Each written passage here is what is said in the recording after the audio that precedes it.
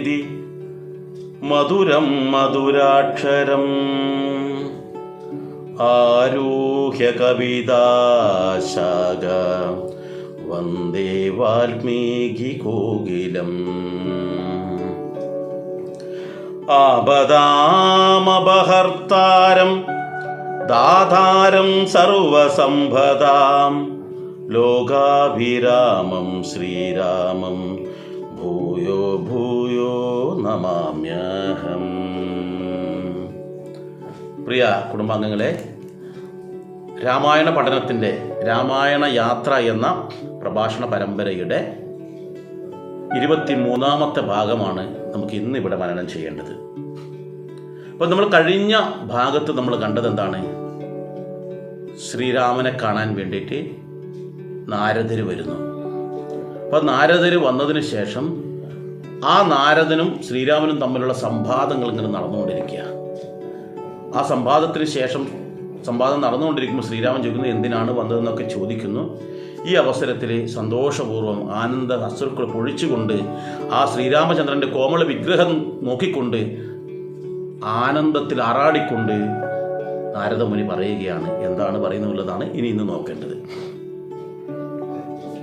പിന്നെയും പിന്നെയും വീണു നമസ്കരിച്ചെന്നിവണ്ണം പറഞ്ഞിടിനാൻ നാരദൻ. ആനന്ദബാഷ്പ പരിപ്ലുത നേത്രനായി വീണാധരൻ മുനി പിന്നെയും ചൊല്ലിനാൻ. ഇപ്പോൾ ഇവിടേക്കു ഞാൻ വന്ന കാരണം ഉൽപ്പല സംഭവൻ തൻ്റെ നിയോഗത്താൽ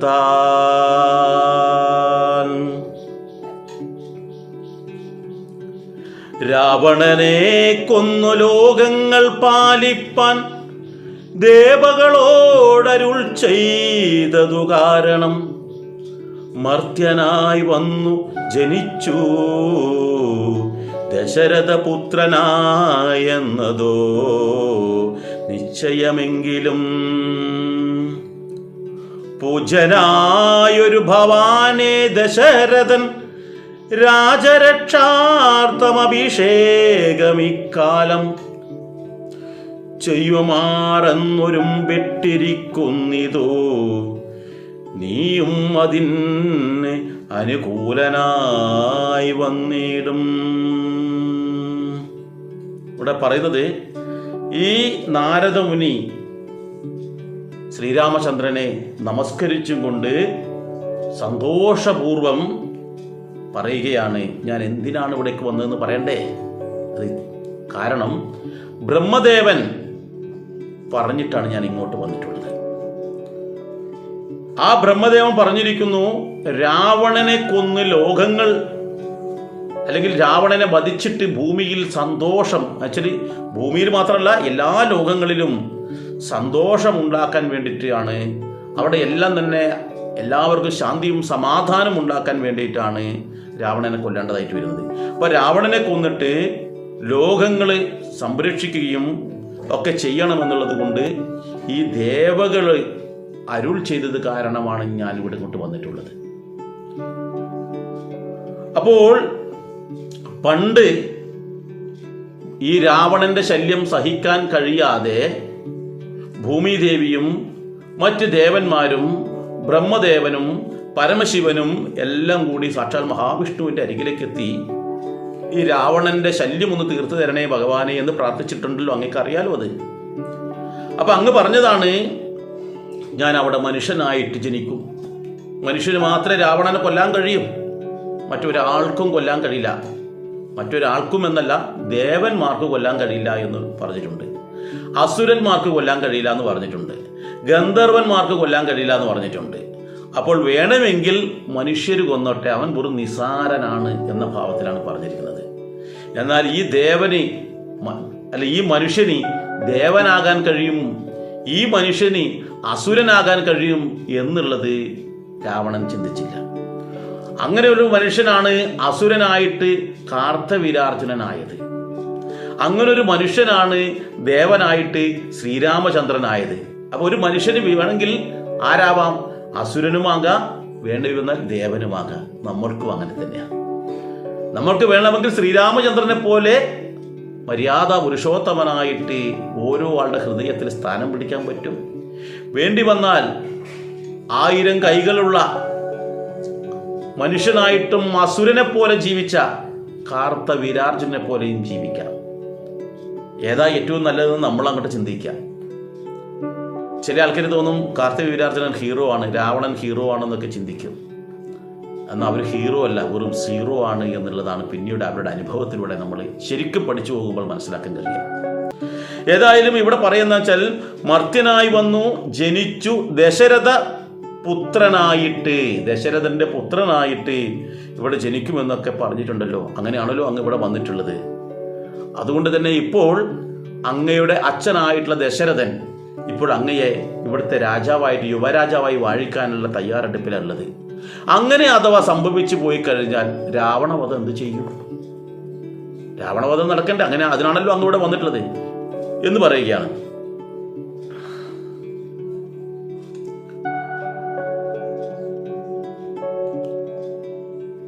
പിന്നെ ദശമുഖനെ കൊന്നുകൊള്ളുവാൻ എന്നും അവകാശമുണ്ടായി വരായല്ലോ. സത്യത്തെ രക്ഷിച്ചു കൊള്ളുകെന്നോടും സത്വരം ചെന്നു പറകന്നരുൾ ചെയ്തു. സത്യസന്ധൻ ഭവാനെങ്കിലും മാനസേ മർത്യജന്മം കൊണ്ടു വിസ്മൃതനായി വരും. നോക്കണം, ഇവിടെ ഞാനിപ്പം വന്ന് പറയാൻ കാരണം എന്താ? ഈ രാജാവകാശം നേടി രാജാവായി കഴിഞ്ഞാൽ പിന്നെ ഒരു മനുഷ്യൻ്റെതായ ചേഷ്ടതകളാണ് എല്ലാവർക്കും ഉണ്ടാവുക. നമ്മളിപ്പം ഒരു മനുഷ്യനായി അവതാരം എടുത്തു കഴിഞ്ഞാൽ മനുഷ്യൻ്റെതായ ചേഷ്ടകളാണ് ഉണ്ടാവുക. ഒരു മൃഗമായിട്ട് ഒരു പട്ടിയുടെ ഇതാണ് എടുത്തിട്ടുണ്ടെങ്കിൽ നമ്മൾ പട്ടിയുടെ സ്വഭാവമായിരിക്കും നമുക്ക് ഉണ്ടാവുക.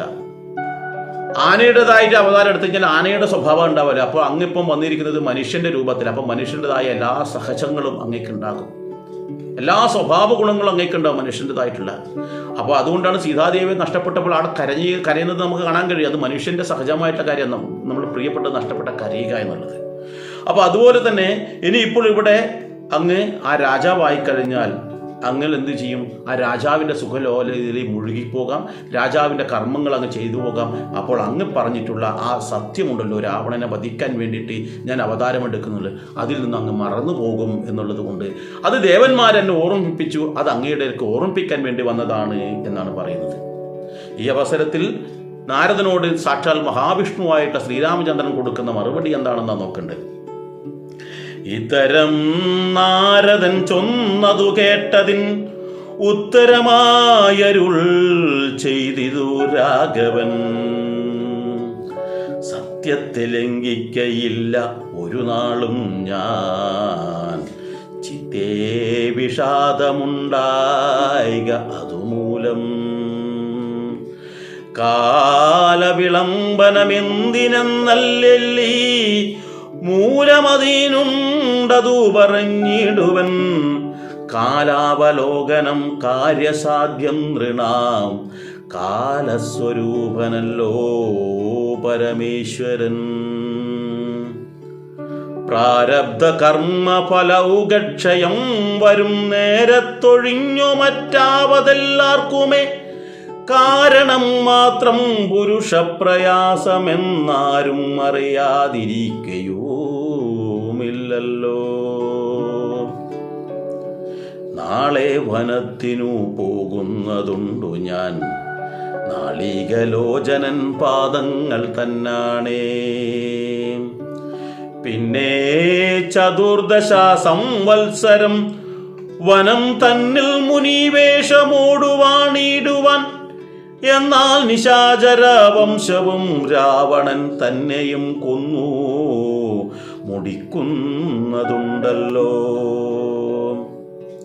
സീതയെ കാരണഭൂതയാക്കിക്കൊണ്ടു യാതുദാനാന്വയനാശം വരുത്തുവാൻ സത്യം ഇതെന്നരുൾ ചെയ്തു രഘുപതി. ചിത്തപ്രമോദേന നാരദനന്നേരം രാഘവൻ തന്നെ പ്രദക്ഷിണവും ചെയ്തു വേഗേന ദണ്ഡ നമസ്കാരവും ചെയ്തു. ദേവമുനീന്ദ്രൻ അനുജ്ഞയും കൈകൊണ്ടു ദേവലോകം ഗമിച്ചിടിനാൻ ആദരാൽ. നാരദ രാഘവ സംവാദമിങ്ങനെ നേരെ പഠിക്കതാൻ കേൾക്കതാൻ ഓർക്കതാൻ. ഭക്തി കൈകൊണ്ടു ചെയ്യുന്ന മനുഷ്യനു മുക്തി ലഭിക്കും അതിനില്ല സംശയം. ശേഷമിന്നു കഥ കേൾക്കണമെങ്കിലോ ദോഷമകലുവാൻ ചൊല്ലുന്നതുണ്ടു ഞാൻ. അപ്പോൾ ഇവിടെ നാരദൻ പറഞ്ഞിരിക്കുന്ന കാര്യം എന്താണെന്ന് നമ്മൾ മനസ്സിലാക്കണം. നാരദൻ പറഞ്ഞിരിക്കുന്നത്, അങ്ങ് മനുഷ്യനായി ജനിച്ചപ്പോൾ മനുഷ്യൻ്റെതായ ചപലതകൾ എന്തായാലും ഉണ്ടാകും. അപ്പോൾ ആ ചപലതകളിൽ നിന്നും ചിലപ്പോൾ അങ്ങേക്ക് പഴയ കാര്യങ്ങൾ ഓർമ്മയില്ലാതെ ആയിപ്പോയിട്ടുണ്ടെങ്കിൽ അത് ഓർമ്മിപ്പിക്കാനാണ് ഞാൻ വന്നിട്ടുള്ളത് എന്ന് പറഞ്ഞു. അപ്പോൾ ഈ ഒരു കാര്യം കേട്ടപ്പോൾ തന്നെ ഉടൻ തന്നെ രാഘവൻ പറയുന്നത് എന്താണ്? സത്യത്തെ ഒരു കാരണവശാലും ഞാൻ ലംഘിക്കുകയില്ല. അതാണ് മര്യാദ പുരുഷോത്തമൻ എന്ന് പറയാൻ തന്നെ കാരണം അതാണ്. സത്യത്തെ ഒരിക്കലും ലംഘിക്കുകയില്ല. അപ്പോൾ ഈ ഒരു കാരണം കൊണ്ട് ആർക്കൊരു വിഷമവും ഉണ്ടാകണ്ട. അപ്പോൾ ചിന്തിക്കുന്നുണ്ടാവും, എന്താണ് ഇത്രയും അവതാരം എടുത്തിട്ട് ഇത്രയും ആയല്ലോ, എന്താണ് ഇങ്ങനെ താമസം ഉണ്ടാകാൻ എന്ന് നമ്മൾ ചിന്തിക്കുന്നുണ്ടെങ്കിൽ അതിന് കൃത്യമായൊരു കാരണമുണ്ട്. എന്താണെന്ന് വെച്ചാൽ ഈ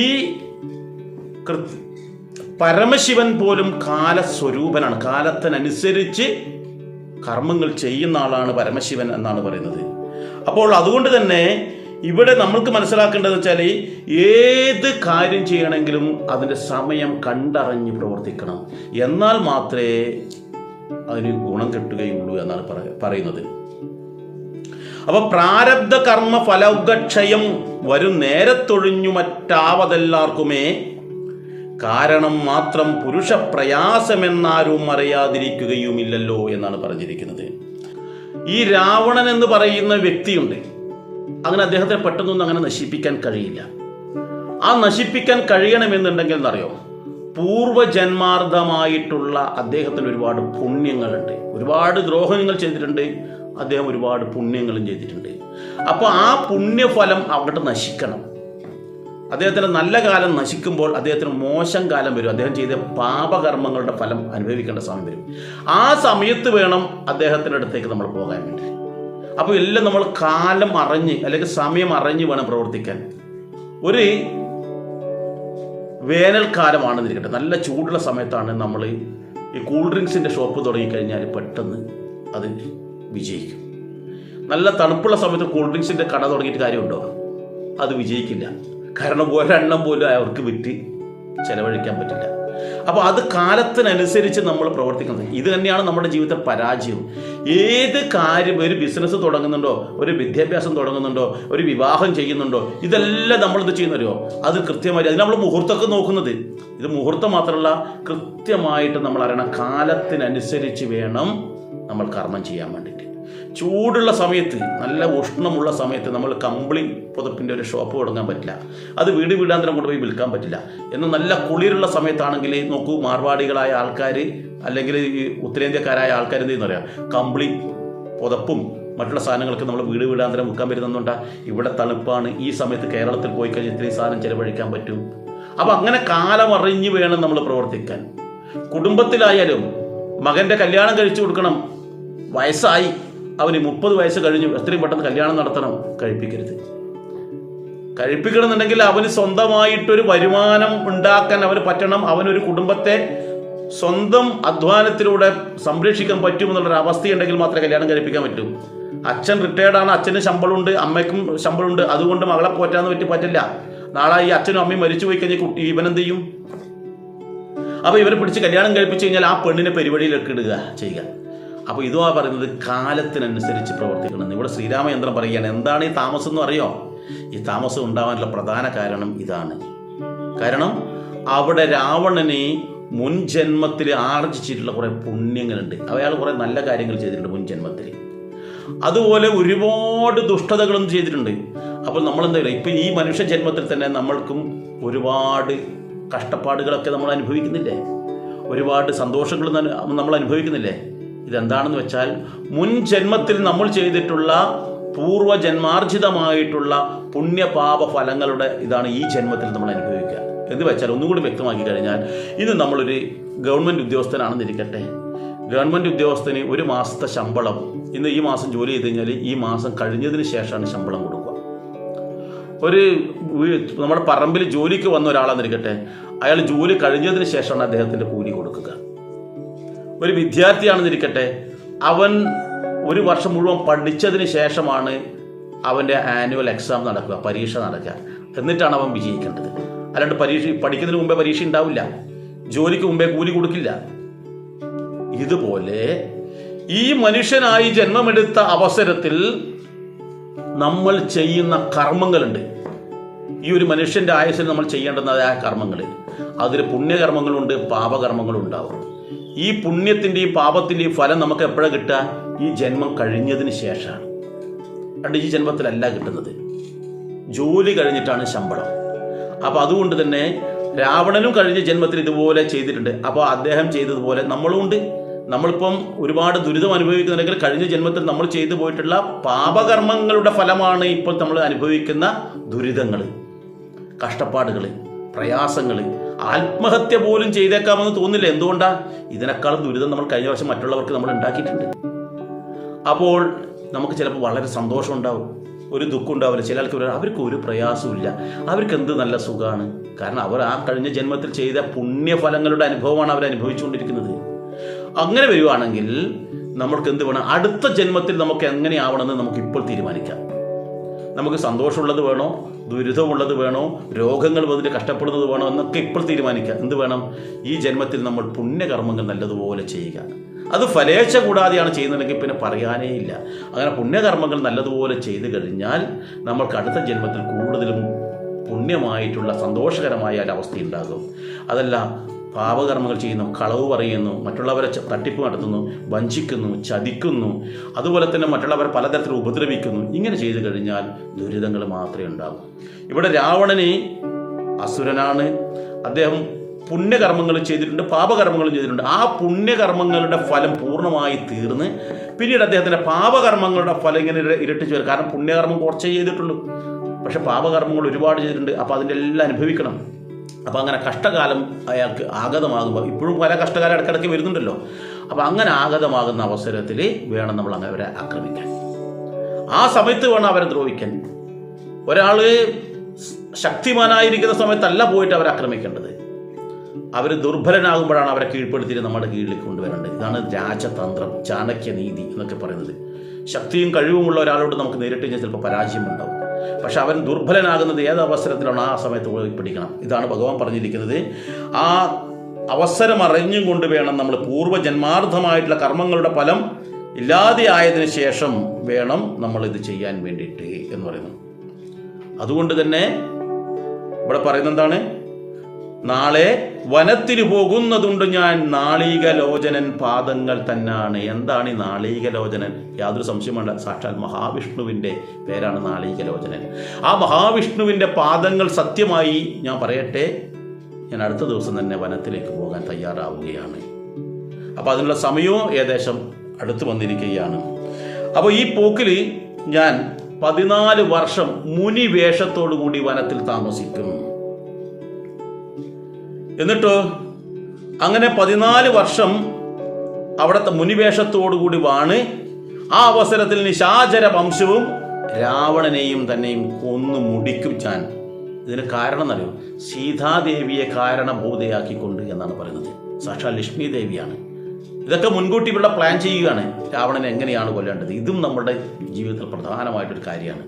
നമ്മൾ പറയും രാമായണം നമ്മളിങ്ങനെ വായിച്ചു പോകുന്നുണ്ടല്ലോ, ഈ ഒരു ഭാഗം നമ്മൾ പ്രത്യേകം ശ്രദ്ധിക്കേണ്ടതെന്നറിയോ? ഇവിടെ ശ്രീരാമൻ നമ്മൾ സീതാദേവിയെ കാരണദൂതിയാക്കിക്കൊണ്ട് രാവണനെ നശിപ്പിക്കാൻ പറ്റും എന്ന്. നമ്മൾ പല ബിസിനസ് ചെയ്തിട്ടും പരാജയപ്പെടാൻ കാരണം കൃത്യമായ പ്ലാനിങ് ഇല്ലാത്തതുകൊണ്ടാണ്. ഇനി ബിസിനസ് മാത്രമല്ല, ഒരു വീട് എടുത്തു കഴിഞ്ഞതിന് ശേഷം ഭഗവാനെ ആ ഭാഗത്ത് അങ്ങനെ വേണ്ടായിരുന്നു, ഈ ഭാഗത്ത് ഇങ്ങനെ വേണ്ടായിരുന്നു, അത് പൊളിച്ചു മാറ്റായിരുന്നു, ഇവിടെ ഇങ്ങനെ ഒരു സംഭവം കൂടി ഉണ്ടെങ്കിൽ നന്നാവുമായിരുന്നു. ഇതെന്താ? വീട് എടുക്കുന്നതിന് മുമ്പ് നമ്മുടെ മനസ്സിൽ ആ വീടിൻ്റെ ഒരു പ്ലാൻ ഉണ്ടാവണം. ഇത് നമ്മൾ നേരെ പോയിട്ട് ഒരു വീട് വേണമെന്നൊരു ഒരു എഞ്ചിനീയർക്ക് കൊടുത്തിട്ട് അയാളുടെ ഒരു പ്ലാൻ വരച്ച് വാങ്ങിക്കലല്ല. നമ്മുടെ മനസ്സിലൊരു പ്ലാൻ വേണം. അതുപോലെ വിദ്യ നേടുന്ന ആൾക്കാർ 10ാം ക്ലാസ് കഴിഞ്ഞു, +2 കഴിഞ്ഞു, ഡിഗ്രി കഴിഞ്ഞു, ഞാൻ എന്താ ആവേണ്ടെന്നുള്ളത് ഒരു എത്തും പിടിയില്ല. പക്ഷേ നമ്മൾ ഏത് ജോലിയിലാണ് നമുക്ക് താല്പര്യമുള്ളത്, അല്ലെങ്കിൽ ഏത് മേഖലയിലാണ് ഞാൻ താല്പര്യമുള്ളത് എന്നുള്ളത് നമ്മൾ ആദ്യം ചിന്തിക്കണം. ആ ചിന്തിച്ചിട്ട് അത് ഏത് കോഴ്സിലൂടെയാണ് പോകേണ്ടത്, അത് ഏറ്റവും ചുരുങ്ങിയ കാലം കൊണ്ട് തീരുന്ന കോഴ്സ് ഏതാണ്, ആ കോഴ്സിലൂടെ പോയിട്ട് അത് എനിക്കും കൂടി മനസ്സിലാകുന്ന കോഴ്സായിരിക്കണം. ഇത്തരത്തിൽ കൃത്യമായ പ്ലാനിങ് ചെയ്തിട്ട് വേണം വിദ്യാർത്ഥികൾ മുന്നോട്ട് പോകാൻ വേണ്ടി. ഒരു കുടുംബനാഥനാണെന്നിരിക്കട്ടെ, എൻ്റെ വരുമാനം എത്രയുണ്ട് എന്ന് ആദ്യം നമ്മൾ ചിന്തിക്കണം. വേണ്ടേ? എൻ്റെ വരുമാനം മാസത്തിൽ ഒരു 10,000 രൂപയാണ് എൻ്റെ മാസത്തിലെ വരുമാനം. അപ്പോൾ ചിലവ് 25,000 ആയിക്കഴിഞ്ഞാൽ എന്തായിരിക്കും? പിന്നീട് നമ്മൾ ആത്മഹത്യയിലേക്ക് പോകേണ്ടതായി വരും. ശരിയല്ലേ? അപ്പോൾ നമ്മുടെ വരുമാനം എത്രയാണെന്ന് നമ്മൾ മനസ്സിലാക്കിയിട്ട് ആ വരുമാനത്തിൽ നിന്നൊരു നിശ്ചിത തുക മിച്ചം വെക്കാൻ പറ്റുന്ന തരത്തിൽ നമ്മുടെ ചെലവുകളെ നമ്മൾ പ്ലാൻ ചെയ്തിട്ട് അതിനനുസരിച്ച് വേണം ജീവിതത്തിൽ മുന്നോട്ട് കൊണ്ടുപോകാൻ വേണ്ടിയിട്ട്. ഈ അവസരത്തിൽ വിദ്യാർത്ഥികളുടെ പഠിപ്പിന് വേണ്ടി നിശ്ചിത പൈസ മാസം വേണം. കറണ്ട് ചാർജിൻ്റെ പൈസ വേണം, നിശ്ചിത പൈസ മാസത്തിൽ വേണം. ഗ്യാസിൻ്റെ ചിലവായിട്ട് നിശ്ചിത പൈസ വേണം. ചിലപ്പോൾ ആശുപത്രി ചിലവ് എന്ന് പറഞ്ഞ് ചില ആൾക്കാർ പൈസ മാറ്റി വെക്കും. അങ്ങനെ ഓരോന്നിനും പൈസ മാറ്റി വെച്ച് നമ്മുടെ അരിയുടെയും പലവ്യഞ്ജനത്തിൻ്റെയും പലചരക്ക് കടകളുടെയും ഒക്കെ പൈസ നമ്മൾ ഓരോന്ന് കാൽക്കുലേഷൻ ചെയ്തിട്ട് നോക്കുമ്പോൾ ചിലപ്പോൾ നമുക്ക് തുച്ഛമായ പൈസ ഇല്ല. എന്നാലും ആ ഒരു പൈസ നമ്മൾ ഇതൊരു ചിട്ടിയിലോ മറ്റോ നമ്മൾ ശേഖരിച്ച് വെച്ചാൽ മാത്രമേ ഭാവി ജീവിതം ഭാസുരമാക്കാൻ പറ്റുകയുള്ളൂ. അങ്ങനെ ആയാൽ മാത്രമേ നമുക്ക് സ്വന്തം കാലിൽ നിലനിൽക്കാൻ കഴിയും. 4 ദിവസം നമുക്ക് ജോലിയില്ലാതായി പോയി കഴിഞ്ഞാൽ പിടിച്ചു നിൽക്കണമെങ്കിൽ ഇങ്ങനെ പ്ലാനിങ് ചെയ്യണം. നിശ്ചിത പൈസ മിച്ചം വെച്ച് പഠിക്കണം. നമ്മൾ ഇല്ല എങ്കിൽ 2 ദിവസം നമ്മൾ കിടന്നുപോയി കഴിഞ്ഞാൽ നമ്മൾ കടം വാങ്ങിക്കേണ്ടതായി വരും. ചില ആൾക്കാർ ഒന്നും നോക്കില്ല, നമ്മുടെ വരുമാനം എത്രയോ എന്ന് പോലും നമുക്ക് ചിന്തയുണ്ടാവില്ല. വരുമാനം ഇത്രയുണ്ടല്ലോ എന്ന് മാത്രമേ ചിലവിനെ കുറിച്ച് നമ്മൾ ചിന്തിക്കില്ല. അങ്ങനെ ചിന്തിക്കാണ്ടിരിക്കുമ്പോഴാണ് നമ്മൾ പല സാധനങ്ങളും ഇൻസ്റ്റാൾമെൻറ്റിലായിട്ടും ലോണായിട്ടും പല സാധനങ്ങളും നമ്മൾ എടുക്കും. അപ്പോൾ അത് കൊടുത്തു തീർക്കാൻ പറ്റാത്തത് കൊണ്ട് നമ്മൾ മാനസികമായിട്ട് മറ്റു പലയിടത്തും വീണ്ടും കടം വാങ്ങിച്ചു. ആ കടങ്ങൾ ഇങ്ങനെ പെരുകിയിട്ട് ഇതൊന്നും ചെയ്യാൻ പറ്റാതെ ആത്മഹത്യയിലേക്ക് പോകുന്ന കാഴ്ച നമുക്ക് കാണാൻ കഴിയും. ഇതൊക്കെ നമ്മൾ ചിന്തിക്കുക. ഇതൊക്കെ പ്ലാനിങ് ആണെന്നാണ് ഞാൻ പറഞ്ഞത്. ഇത്തരത്തിലുള്ള പ്ലാനിങ് ഉണ്ട്. ഇപ്പോൾ രാഘവൻ പറയുന്നു സീതാദേവിയെ കാരണദൂതിയാക്കിയിട്ട് നമുക്ക് അക്രമം നടത്താം എന്നൊക്കെ പറയുന്നത് പ്ലാനിങ് ആണ്. ഇതേപോലെ പ്ലാനിങ് ഇല്ലാത്തത് കൊണ്ടാണ് നമ്മുടെ മക്കൾ പോലും നമുക്ക് നഷ്ടപ്പെടുന്നത്. നമ്മുടെ മക്കൾ നമ്മുടെ അരികിൽ വന്നിട്ട് പല സംശയങ്ങളും ചോദിക്കും. പുരാണത്തെ സംബന്ധിച്ചും ആചാരങ്ങളെക്കുറിച്ചും അനുഷ്ഠാനങ്ങളെക്കുറിച്ചും ഒക്കെ നമ്മളോട് സംശയങ്ങൾ ചോദിക്കൂലേ? നമ്മളോട് സംശയം ചോദിക്കുമ്പോൾ നമ്മൾ കേൾക്കാൻ പോലും തയ്യാറാകില്ല. അങ്ങനെ നോക്കുമ്പോൾ നമ്മുടെ ആചാരങ്ങളും അനുഷ്ഠാനങ്ങളും തെറ്റാണെന്ന് ഇവർ മനസ്സിലാക്കിയിട്ട് മറ്റ് പല ആചാരങ്ങളും ശരിയാണെന്ന് തോന്നിയിട്ട് ഇവർ അതിലേക്ക് പോകാൻ സാധ്യതയുണ്ട്. അതുകൊണ്ട് തന്നെ നമ്മൾ ആ കാര്യങ്ങൾ നമ്മുടെ മക്കൾ എങ്ങനെയാണ് അവരുടെ ഓരോ സംശയങ്ങൾ ചോദിച്ചു കഴിഞ്ഞാലും അത് കൃത്യമായിട്ട് മറുപടി പറയാൻ നമുക്ക് കഴിയണം എന്നുകൂടി ഇവിടെ പറയുന്നു. ഇവിടെ അവസാനം ഈ ഭാഗം നിർത്തുന്നത് എങ്ങനെ അറിയോ? ദേവമുനീന്ദ്രൻ അനുജ്ഞയും കൈകൊണ്ടു ദേവലോകം ഗമിച്ചിടിനാദരാൽ നാരദരാഘവ സംവാദം ഇങ്ങനെ നേരെ പഠിക്കതാൻ കേൾക്കതാൻ ഓർക്കതാൻ ഭക്തി കൈകൊണ്ടു ചെയ്യുന്ന മനുഷ്യനു മുക്തി ലഭിക്കും, അതിനില്ല സംശയം. ഇവിടെ പറയുന്നത് ഈ നാരദൻ്റെയും രാഘവൻ്റെയും സംഭാഷണങ്ങൾ കൃത്യമായിട്ട് തത്വമനുസരിച്ച് നമ്മൾ വായിച്ച് പഠിക്കുകയാണെങ്കിൽ, അല്ലെങ്കിൽ ജീവിതത്തിൽ പകർത്തുകയാണെങ്കിൽ, നേരെ പഠിക്കതാൻ കേൾക്കുക. വേറെ നമുക്ക് വായിക്കാനല്ല, മറ്റുള്ളവരുടെ നിന്ന് നമ്മൾ കേൾക്കുക, ആചാര്യന്മാരുടെ നിന്ന് കേൾക്കുക, അതുപോലെ നമ്മളത് ജീവിതത്തിൽ പകർക്കുക. അങ്ങനെ പകർത്തിക്കഴിഞ്ഞാൽ നമ്മൾക്ക് ശരിക്കും പറഞ്ഞാൽ ശ്രേഷ്ഠമായ തലത്തിലേക്ക് എത്തും. എന്തുകൊണ്ടാണ്? ഒരിക്കലും ഞാൻ നേരത്തെ പറഞ്ഞു പ്ലാനിങ് എങ്ങനെയാണ്, മുൻ ജന്മാർജിതമായിട്ടുള്ള പാപകർമ്മങ്ങളുടെ ഫലവും ഞാൻ നേരത്തെ പറഞ്ഞു. ഈ 2 കാര്യങ്ങൾ ഞാൻ നേരത്തെ പറഞ്ഞതോട് കൂട്ടത്തിൽ കഴിഞ്ഞ ദിവസത്തെ ക്ലാസ്സിൽ ഞാൻ നാരായണൻ്റെ മഹത്വത്തെക്കുറിച്ചും പറഞ്ഞു. ഇത്രയും കാര്യം തന്നെ നമ്മൾ കൃത്യമായി പഠിച്ചാൽ, നാരദ രാഘവ സംവാദത്തിലുള്ളതാണ് ഇത്രയും കാര്യങ്ങൾ നമ്മൾ കൃത്യമായി പഠിക്കുകയാണെങ്കിൽ എന്തായിരിക്കും അവസ്ഥ? നമ്മൾക്ക് ശരിക്കും എന്നും ആനന്ദം കിട്ടുന്ന ആ മുക്തിയിലേക്ക് എത്തിച്ചേരാൻ പറ്റും എന്നാണ് പറയുന്നത്. എന്നിട്ട് പറയുന്നത്, ഇനി ഇതിന് ശേഷമുള്ള കാര്യം കൂടി ഞാൻ പറയാം, കേട്ടാലും എന്നിവിടെ പറയുകയാണ് ചെയ്യുന്നത്. ഇനി നമുക്ക് നോക്കേണ്ടത് ശ്രീരാമൻ്റെ അഭിഷേകത്തിൻ്റെ ആരംഭം കുറിക്കുന്ന ചടങ്ങാണ്. അതേതായാലും നമുക്ക് അടുത്ത ഭാഗത്ത് നോക്കാം. എല്ലാവർക്കും നന്ദി, നമസ്കാരം.